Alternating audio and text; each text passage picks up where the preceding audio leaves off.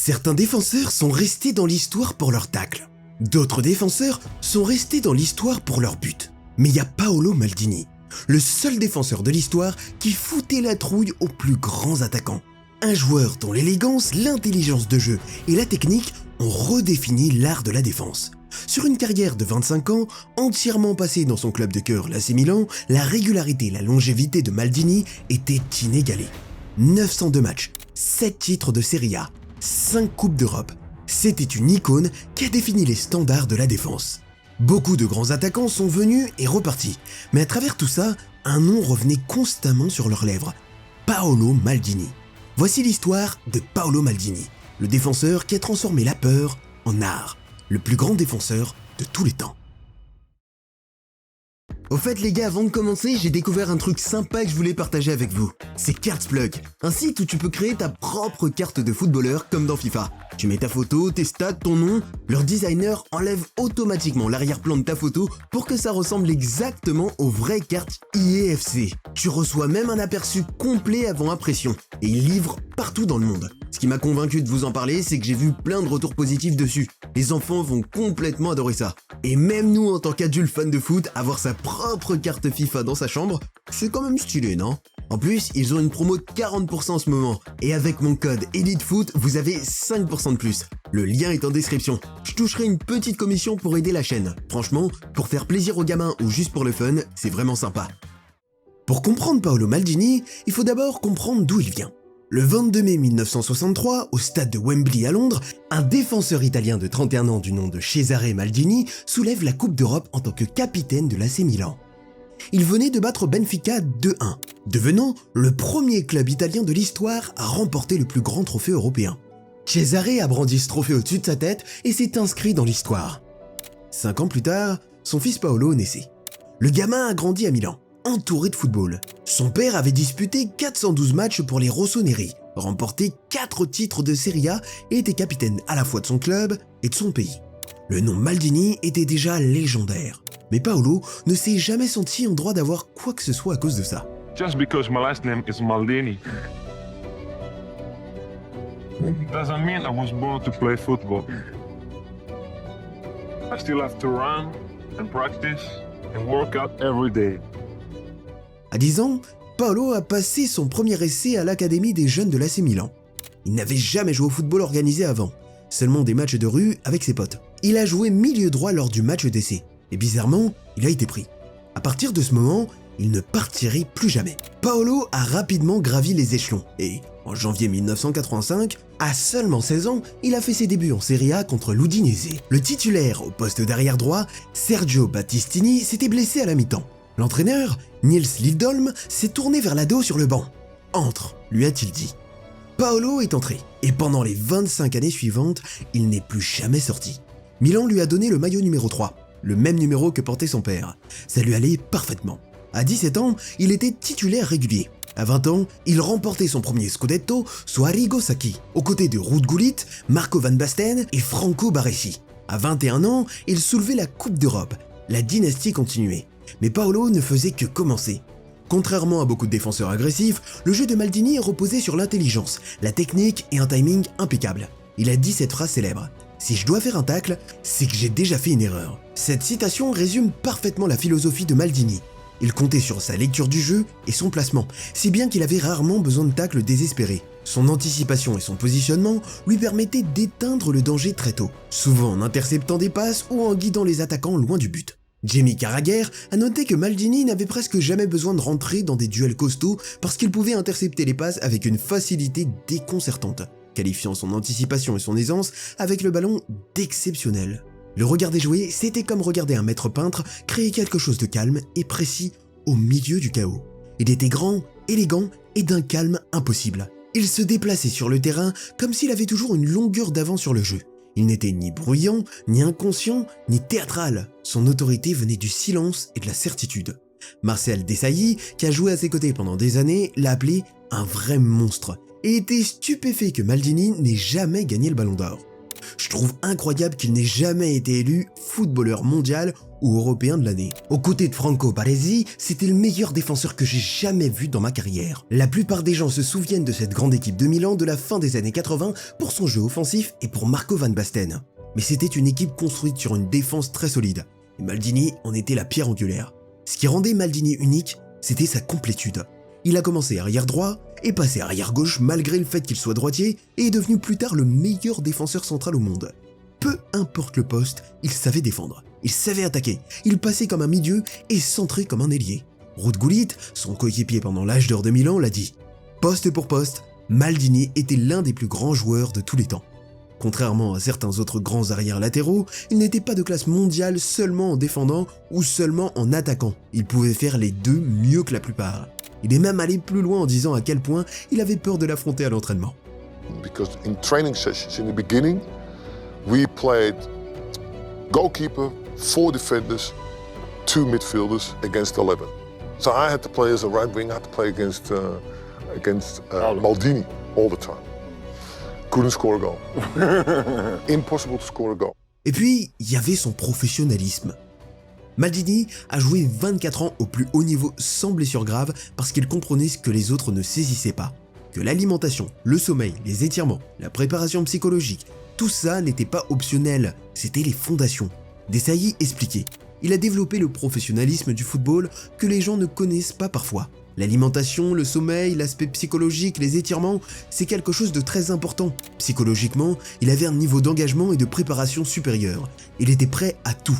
Il était prêt pour la vie normale, pour les interviews, les médias, pour l'image de marque, pour les sponsors. Il était prêt sur le terrain. Il combinait tous les éléments dont un joueur de foot a besoin. À 39 ans, Maldini a remporté le prix UEFA du meilleur défenseur.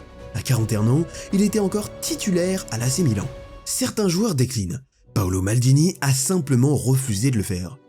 Demande aux plus grands attaquants des 3 dernières décennies qui leur donnait des cauchemars. Et la réponse sera toujours la même. Ronaldo, le vrai Ronaldo, il phénoménal, le Brésilien qui terrorisait les défenses à Barcelone, à l'Inter et au Real Madrid. On lui a demandé de nommer le défenseur le plus dur qu'il ait jamais affronté. Et comme tu peux le deviner, c'était Maldini. Io direi che uno dei grandi giocatori che mi ha messo in difficoltà moltissimo è stato Maldini, perché tutte le volte che andavo sul suo fianco praticamente l'azione non andava avanti. Maldini lui a rendu l'appareil. Quand on lui a demandé ses adversaires les plus coriaces, il en a nommé 3. Maradona quand il jouait pour Naples, Ronaldo quand il était à l'Inter. Il était phénoménal pendant ses 2 premières années. Et j'ai pas joué contre Messi parce qu'il était blessé. Dieu merci qu'il était blessé. C'était un respect mutuel. Et il n'était pas le seul. Même Zinedine Zidane, quand on lui a demandé, a dit ça. Et c'est difficile de le passer balle au pied parce qu'il est rapide, parce qu'il est dur, sans jamais faire trop de fautes. Puis il y avait Andriy Shevchenko, qui deviendrait plus tard le coéquipier de Maldini à Milan. Mais avant ça, il l'a affronté en tant qu'adversaire. En décembre 1998, l'équipe nationale ukrainienne a joué contre l'Italie à Kiev. Shevchenko était jeune, confiant et rapide. Il jouait sur l'aile droite, directement contre Maldini qui était arrière gauche. And Paolo played left defender, and I was quite confident. I was very fast. I was thinking I might have a chance. Come if I have very good ball with my speed, I could pass him.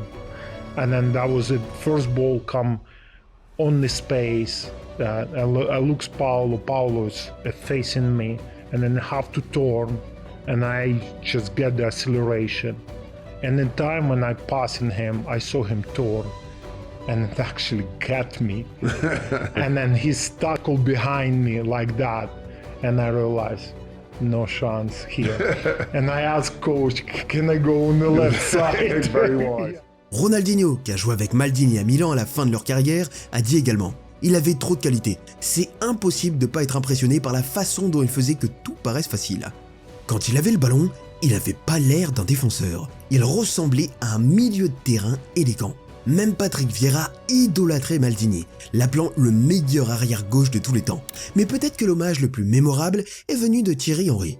En mai 2023, avant une demi-finale de Ligue des Champions entre l'Inter Milan et l'AC Milan, Henry, qui travaillait comme consultant télé, a eu l'occasion de parler avec Maldini, qui était directeur technique de Milan. Henry avait attendu 25 ans pour dire quelque chose. Ce que je veux te dire est très important. A commencé Henry, sa voix soudain sérieuse. J'ai jamais eu l'opportunité de le dire. On a joué l'un contre l'autre en 98, je parle pas du match, c'est pas important parce que j'ai trop de respect pour toi pour ça. Henry a marqué une pause. Le plateau était silencieux. Quand j'ai réalisé que j'entrais en jeu et que je jouais sur la droite, j'ai soudain eu peur, à cause de ce que tu représentais, le défenseur que t'étais. Pour moi, t'incarnais ce qu'est la défense. Il a encore marqué une pause.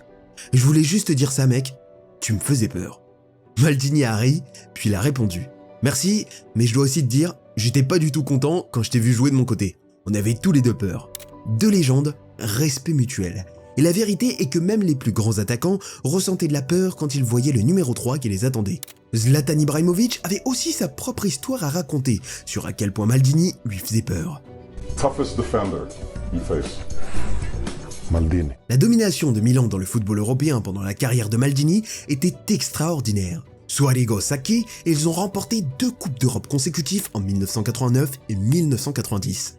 La défense composée de Tassotti, Baresi, Costa Curta et Maldini était devenue légendaire, un mur contre lequel les équipes adverses venaient se fracasser. Mais c'est la finale de Ligue des Champions de 1994 qui a vraiment révélé Maldini au monde. Milan affrontait le Barcelone de Johan Cruyff, la fameuse Dream Team qui avait remporté 4 titres de Liga consécutives et soulevé la Coupe d'Europe en 1992. Ils avaient Romario, ils avaient Risto Stoichkov, ils avaient Pep Guardiola qui contrôlait le milieu de terrain. Milan était privé de Franco Baresi et Alessandro Costa Curta, suspendus. Ils étaient les grands outsiders. Et puis, ils ont détruit Barcelone 4-0. Maldini a joué défenseur central ce soir-là, remplaçant Baresi suspendu. Il a neutralisé Romario avec beaucoup de classe. Il a fait passer l'attaque légendaire de Barcelone pour ordinaire. La presse, surtout les médias étrangers, ne nous donnait aucune chance de rappeler Maldini. Barcelone était certainement une bonne équipe, mais on savait qu'ils avaient des faiblesses, et comment les exploiter. On y allait impitoyablement.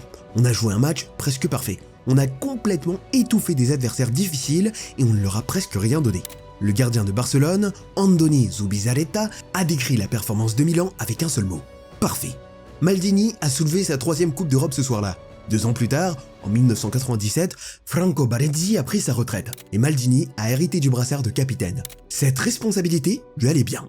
En 2003, Milan a atteint la finale de la Ligue des Champions contre la Juventus à Old Trafford à Manchester. C'était une affaire 100% italienne et ça s'est terminé 0-0 après les prolongations. Les pénaltys allaient décider. Andriy Shevchenko, le même homme qui avait un jour demandé à changer d'aile pour échapper à Maldini, a marqué le pénalty de la victoire. Milan était de nouveau champion d'Europe. Et Paolo Maldini, à 34 ans, a soulevé le trophée, cette fois en tant que capitaine. C'était exactement 40 ans après que son père, Cesare, ait fait la même chose, sur le sol anglais, en finale de Coupe d'Europe. Père et fils, tous deux capitaines, tous deux champions. La dynastie était complète, ou du moins, c'est ce qu'il semblait. 25 mai 2005, Istanbul. Le stade olympique Atatürk. Milan affrontait Liverpool en finale de la Ligue des Champions. Et en 51 secondes, Paolo Maldini s'est inscrit dans les livres d'histoire. Andrea Pirlo tire un coup franc. Maldini s'élève, calcule parfaitement sa course et reprend le ballon de volée dans les filets. But le plus rapide de l'histoire des finales de la Ligue des Champions. Buteur le plus âgé de l'histoire des finales de la Ligue des Champions. À 36 ans et 333 jours, Maldini venait d'ajouter un autre record à sa collection. À la mi-temps, Milan menait 3-0. Hernan Crespo avait ajouté 2 buts de plus. Liverpool avait l'air fini. Et puis est arrivée la seconde mi-temps. Steven Gerrard a réduit l'écart. Vladimir Schmitzer a marqué le 2e. Xabi Alonso a transformé un pénalty sur rebond pour le 3e. En 6 minutes, Liverpool avait rattrapé son retard de 3 buts. Milan était sous le choc. Ils ont eu des occasions. La tête de Shevchenko en prolongation a été arrêtée par Jerzy Dudek, dans ce qui reste l'un des plus grands doublés d'arrêt de l'histoire du football. Mais il n'arrivait pas à trouver le but de la victoire. Penalty. Serginho a raté. Pirlo a raté. Le penalty décisif de Shevchenko a été arrêté. Liverpool avait gagné la Ligue des Champions. Milan l'avait perdu au bord de la victoire. Dans une interview avec ESPN avant la finale de 2007, Maldini a appelé Istanbul le pire moment de sa carrière. Il a ajouté « Mon but en finale de 2005 était le plus rapide et le plus merveilleux marqué dans une finale de Ligue des Champions. Et le plus dramatique pour prouver qu'on ne peut rien tenir pour acquis, c'est cette imprévisibilité qui rend ce sport merveilleux.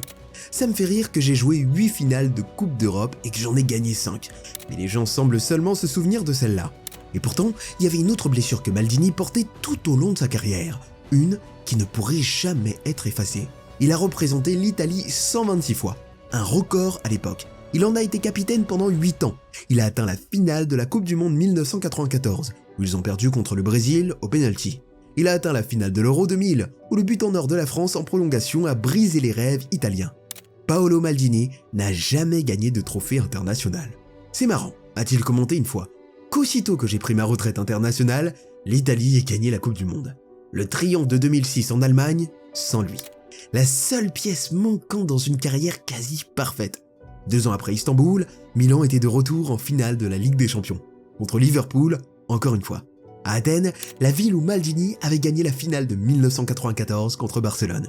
Cette fois, il n'y aurait pas d'effondrement. Filippo Inzaghi a marqué 2 fois. Milan a gagné 2-1. Et à 38 ans, Paolo Maldini est devenu le capitaine le plus âgé à soulever le trophée de la Ligue des Champions. Disons que jouer cette finale était un peu un pari, a admis Maldini plus tard. Mais comme je savais que ce serait ma dernière chance de jouer une finale de Ligue des Champions, j'ai tout fait pour être là. C'est pourquoi, après 2 jours de célébration, je suis allé en Belgique me faire opérer du genou. Il avait joué la finale avec un genou blessé. Parce que c'est ce qu'il était. La victoire de 2007 était son 5e titre de Ligue des Champions et son 2e en tant que capitaine. Il avait gagné des Coupes d'Europe dans 3 décennies différentes, les années 80, 90 et 2000. Seul Francisco Rento du Real Madrid avait disputé autant de finales. 2 ans plus tard, à 41 ans, Paolo Maldini prend sa retraite. Son dernier match à San Siro contre la Roma était censé être une fête, mais un petit groupe d'ultras ont protesté contre lui pendant son discours d'adieu, amer à cause d'un conflit de longue date sur les billets et les privilèges. Maldini n'a pas répondu. Il a salué le reste du stade, il a accepté l'ovation debout de la majorité qu'il aimait. Et puis, il est parti avec dignité. Parce que c'est ce qu'il était. Milan a retiré son maillot numéro 3 avec une condition. Si l'un de ses fils intégrait un jour l'équipe première, le maillot serait à lui. Les plus grands joueurs de sa génération, attaquants, milieu, défenseurs, coach, tous disaient la même chose. C'était le meilleur qu'ils aient jamais affronté ou regardé jouer. Les distinctions individuelles reflétaient ce que tout le monde savait déjà. Il a fini 3e au Ballon d'Or en 1994 et encore en 2003. Extraordinaire pour un défenseur dans un prix dominé par les attaquants. Il a été nommé dans le FIFA 100, la liste de Pelé des 125 plus grands footballeurs vivants. Il a été inclus dans l'équipe de l'année UEFA, le FIFA Pro World 11 et l'équipe All-Star de la Coupe du Monde à plusieurs reprises. Il a gagné le prix UEFA du footballeur de club de l'année, le prix du défenseur de l'année de Serie A et d'innombrables autres reconnaissances sur 3 décennies. Il était par consensus universel le plus grand défenseur de sa génération et pour beaucoup le plus grand défenseur de tous les temps. L'héritage de Maldini ne peut pas se mesurer seulement en trophées, même s'il y en a plein, mais son vrai héritage est plus simple. Il a prouvé que défendre pouvait être beau, que l'intelligence pouvait battre l'agressivité, que la fidélité à un club, un blason, une ville pouvait être une carrière en soi. Telle était la qualité de Maldini. Il Capitano, l'homme qui a fait ressembler la défense à de la poésie. Bon les gars, j'espère que la vidéo vous a plu. N'oubliez pas CartsPlug si vous voulez créer votre carte FIFA perso. Avec le code EliteFoot, vous avez 45% de réduction au total. Le lien est toujours en description et ça m'aide vraiment pour la chaîne. À bientôt.